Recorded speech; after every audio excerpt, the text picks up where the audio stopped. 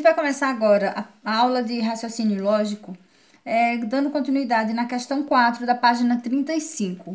E essas questões são questões da Olimpíada Brasileira de Matemática das Escolas Públicas de 2008. E a primeira questão que nós vamos ver é a questão 4. Então, a questão 4 diz: a pista de corrida da figura tem 6 km de comprimento. Mário e João partiram do ponto P. Então, aqui está mostrando o ponto P.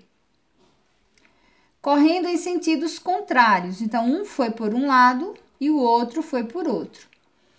Mário correu 8 km e parou para descansar, enquanto João correu 15 km e também parou. Qual é a menor distância ao longo da pista que João deve andar até o ponto em que Mário parou? Explique sua resposta. Então, lembram que em matemática precisa ter justificativa.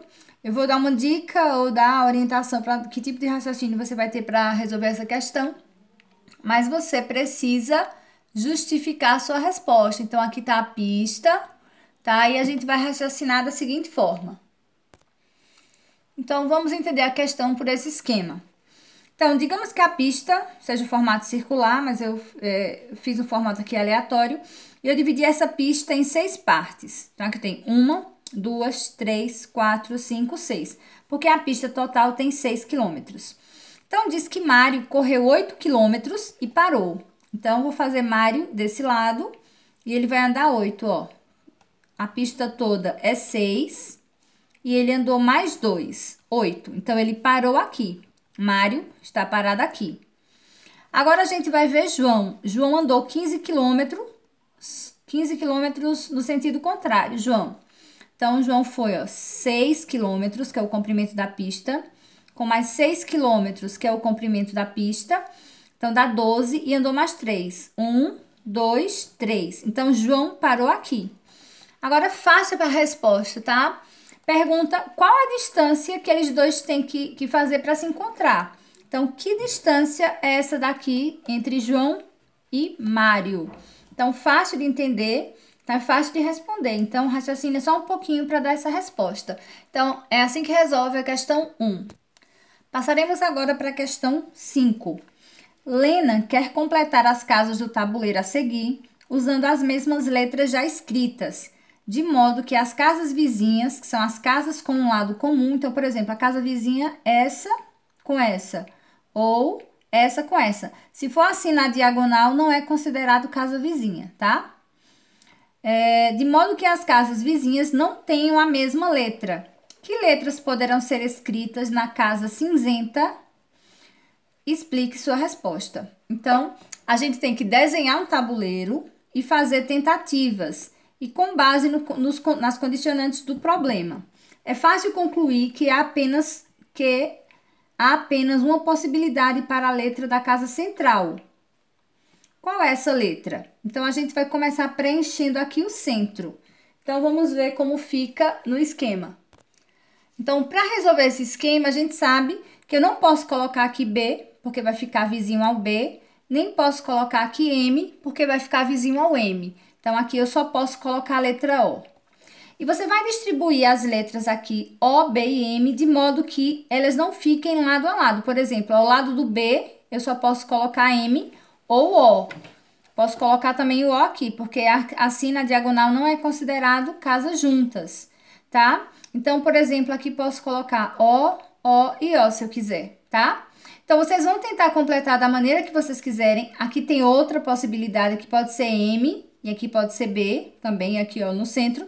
Vou tentar distribuir para descobrir que letra vai ficar aqui nessa casa, tá certo? Essa é a atividade, é a questão número 5. Passaremos agora para a questão número 6. A questão número 6 diz: uma roda gigante está parada com o banco 8 na posição mais baixa. Então, aqui está o banco 8. E o banco 3 na posição mais alta. Então, aqui acima do 8 está o banco 3. Seus bancos são igualmente espaçados e numerados em ordem a partir do número 1. Quantos bancos tem essa roda gigante? Justifique sua resposta. Então, a gente vai fazer um esquema, desenhando uma circunferência representando a roda gigante para poder resolver essa questão. Então, imaginem que essa circunferência aí corresponde à roda gigante. Então, aqui na posição mais baixa está o banco 8 e na posição mais alta está o banco 3.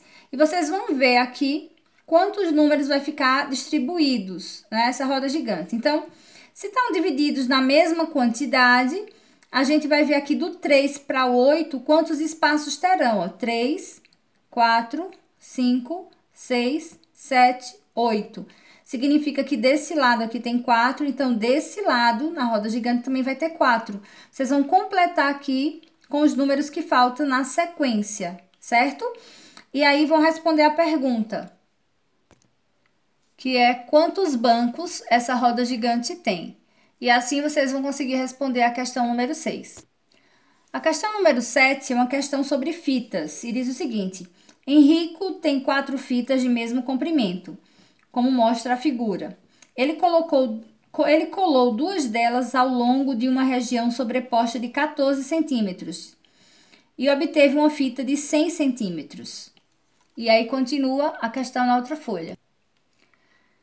E diz, usando o mesmo processo com as outras duas, ele quer uma fita com 108 centímetros de comprimento. Então, descubra qual deverá o seu comprimento da parte em que as fitas se sobrepõem. Explique seu raciocínio. Então, a gente vai ver isso no esquema. Então, aqui eu fiz 4 barrinhas, simbolizando as fitas de mesmo comprimento. 4 fitas. Então, o que ele fez? Ele colou uma fita, essa fita nessa fita, e esse espaço de 14 centímetros deixou essa fita com o comprimento de 100 centímetros. Então, a gente tem que deduzir qual o tamanho da fita. Então, é 100 centímetros mais os 14 centímetros que estão colados aqui, ó.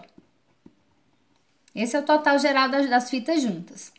E aqui, se eu sei o valor total das fitas juntas, eu preciso agora saber, para que a fita tenha 108 centímetros, qual vai ser o espaço aqui que eu vou colar uma fita sobre a outra.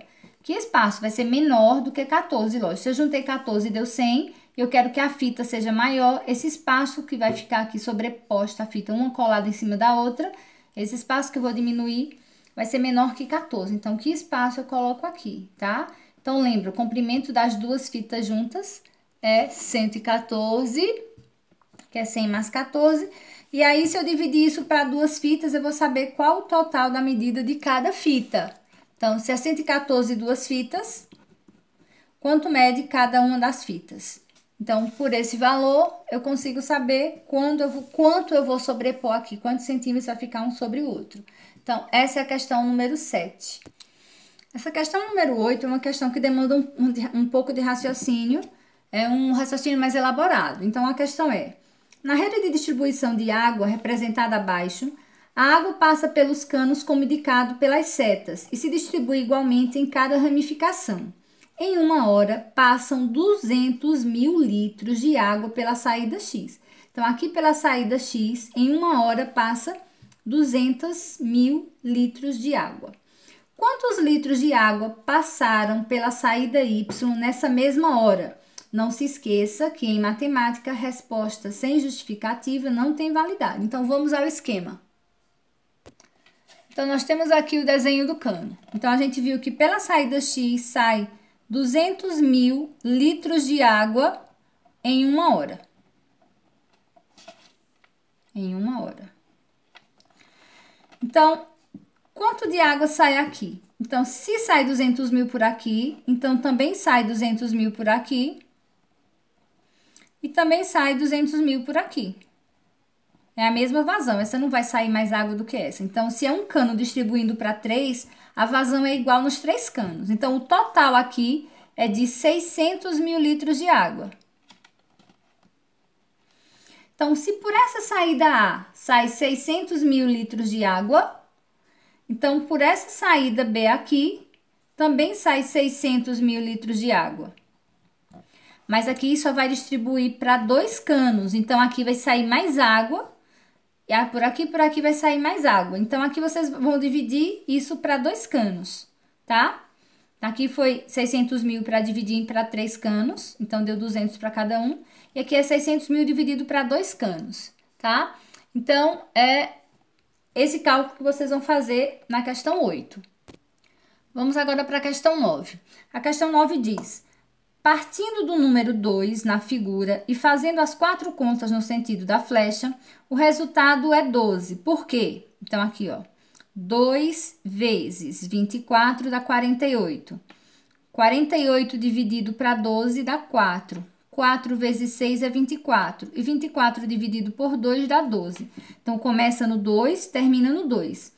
Aí aqui pede, se fizermos a mesma coisa partindo do maior número que aparece na figura, qual será o resultado? Então, o maior número da figura é 24. O que é que vocês vão calcular? 24 dividido para 12, o resultado vezes 6, o resultado dividido por 2 e o resultado vezes 24. E ver o número que vai dar. Então, o esquema vai ser esse aqui. 26 vezes 5. Aliás, não, tô na questão errada. Essa aqui vai ser 24 dividido para 12. 12 vezes 6. 6 dividido para 2, tá? E depois o resultado vezes 24. Então, depois no final multiplica por 24. Então, vai ser 24 dividido para 12. Depois vezes 6 dividido por 2 e depois vezes 24. Então, esse é o cálculo que vocês vão fazer no final. 24 dividido para 12 vezes 6 dividido por 2 vezes 24, para achar o resultado da questão 9. E a última questão, a questão 10. O pé de Maurício tem 26 centímetros de comprimento. Para saber o número de seu sapato, ele multiplicou essa medida por 5, somou 26 e dividiu tudo por 4. Qual é o número do sapato de Maurício? Justifique sua resposta. Então, para resolver isso, a gente vai fazer o seguinte esquema.